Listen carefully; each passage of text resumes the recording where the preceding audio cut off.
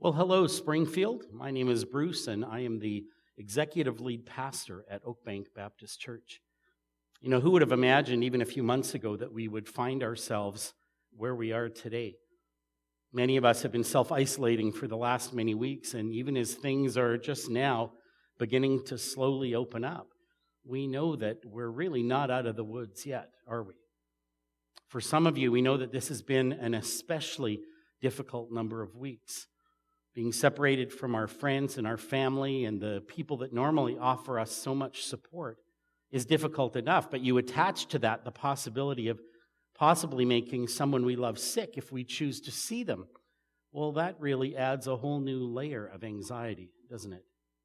Collectively, our churches in the Springfield area, we want you to know that we are here for you. And if there's anything that we can do to help, please do not hesitate to let us know. You know, last week I was reading of an interaction that Jesus had with his disciples, and to say that they were anxious would be an understatement. They were worried, they were questioning what the future was going to look like, and they were scared. And they couldn't envision a day when they wouldn't be feeling that way, and Jesus knew it.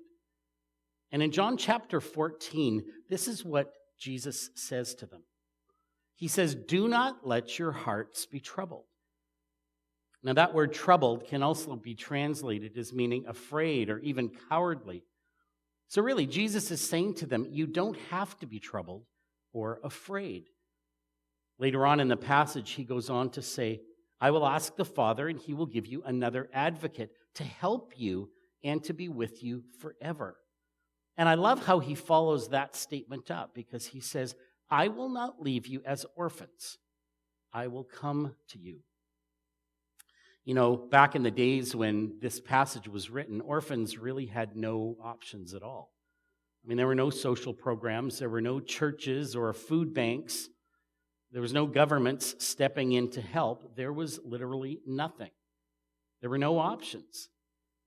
And we live in a world today where there certainly are more options available to help our physical needs through this pandemic. But what about our spiritual and our emotional needs when you are feeling anxious? Jesus said, "I will not leave you as orphans." And I don't think Jesus is just talking here about meeting our physical needs. When he said this, he was addressing how the disciples were feeling. And in the same way that we feel anxious about what's happening in our world today, I really believe that God understands that and wants to meet not just our physical needs, but also the spiritual and emotional needs that you have. Do not let your hearts be troubled, he says. I will not leave you as orphans, he says. You know, in the same way that many of us have been wearing one of these, wearing a mask as a way of physically reducing our fears of catching the virus.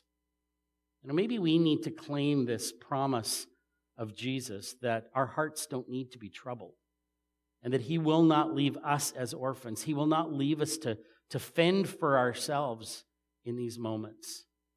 And if we ask him for help, he promises us that he will offer it to us.